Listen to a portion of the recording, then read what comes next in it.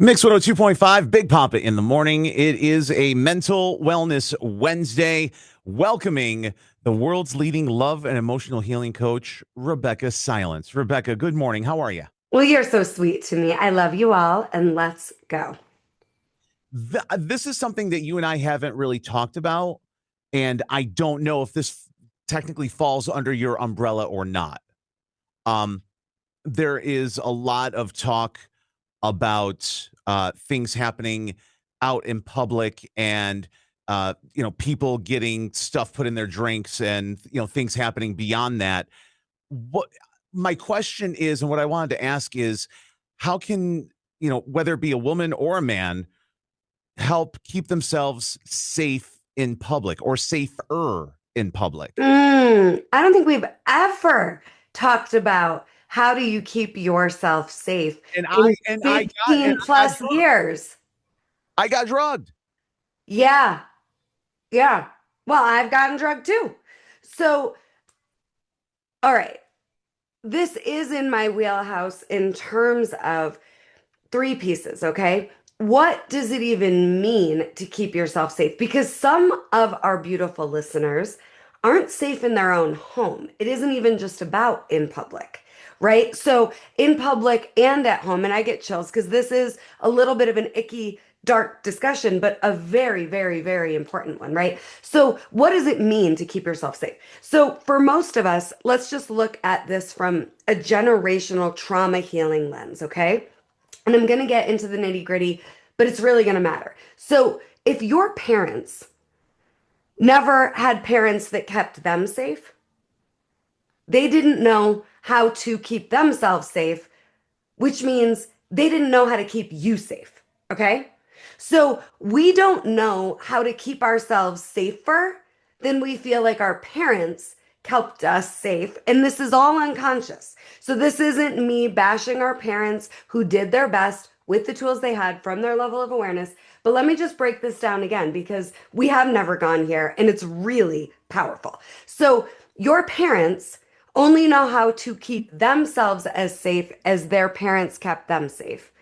And they only know how to keep you safe growing up at the level that they're keeping themselves safe. So Right, that's because the first thing. that's what they saw growing up, and it's just that's what Right, they but know. it's all unconscious, right? So this is why if I've got a client who was sexually abused, almost every single time they had a parent who was sexually abused because we don't have boundaries beyond the boundaries that were in our home and in our childhood growing up. But the second piece of this is just a deservingness piece, right? Like, and if I wasn't safe growing up, maybe there was physical violence, maybe there was emotional violence, maybe there was mental violence, maybe there was just an element of neglect and there was a parent that was just checked out and nobody was there for me. Whatever it was for you, that became very normal. And so it's easy to believe I'm not worth showing up for. I'm not worth being cared for, right? Now, how do we take this into like the bar scene and somebody's drugging you? If I don't value myself and my worth, I don't pay that much attention to what I'm feeling, what I'm needing, what I'm wanting. And if I'm showing up at a bar and I'm somebody who doesn't value me being taken care of, I'm not the sun, moon, and stars in my life. Everybody else is. There's an energy that people can feel. So it is never. I just went on primetime TV here in Denver and I talked about I have had six different rapists in my life. Six. I had never shared that publicly before until primetime TV a few weeks ago. Okay, I've had I'm six so different sorry. rapists.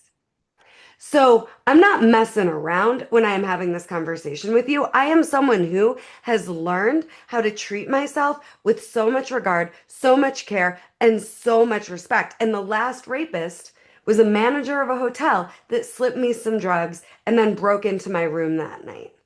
So if here's what happened. The whole like Rebeccah Silence healing is possible movement only came after that rape because I was like, how come he picked me and not my friends? Now, this isn't me blaming myself. I didn't deserve this. Whatever it's been for you or the person you love, You don't deserve it. They didn't deserve it. But I knew energetically this predator thought he could get away with it with me, and then it had to be the last time. And I had healing to do to be someone who was so in my body and loving and respecting myself that you wouldn't want to mess with me. Now, I can't control other people, but I can heal the part of me that's used to this level of BS. I can heal the part of me that's used to being terrified and scared and unsafe and having perpetrators perpetrate against me. And that's just normal for me. And that's the work I did. And that's the work that's available for all of you. So it is not your fault, but it is not the first time. It's never this one time at the bar you got drugged and you've never been victimized before. And I am just taking it here very directly and very controversially. And some of you might not like where I'm going, but I have to give you the power back in your own life. You are not powerless to abusers. You are not somebody who can be messed with when you are unshakably whole and love yourself well and really do respect yourself. And you did the work to break the pattern of abuse happens to me.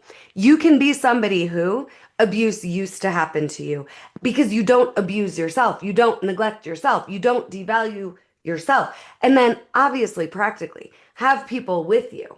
Don't leave your drink unattended, right? Like, but it really does come down to self-respect and self-love. And if God forbid something happened, report it. Don't be afraid to. I know locally there's some pretty amazing people being whistleblowers. Thank you. And that isn't easy. But the pattern Right. only stops when you say enough, and there is always an opportunity for you to heal in the face of any hard, horrible thing. She is the world's leading love and emotional healing coach, Rebeccah Silence. If you want to learn more online, theunsilentwoman.com.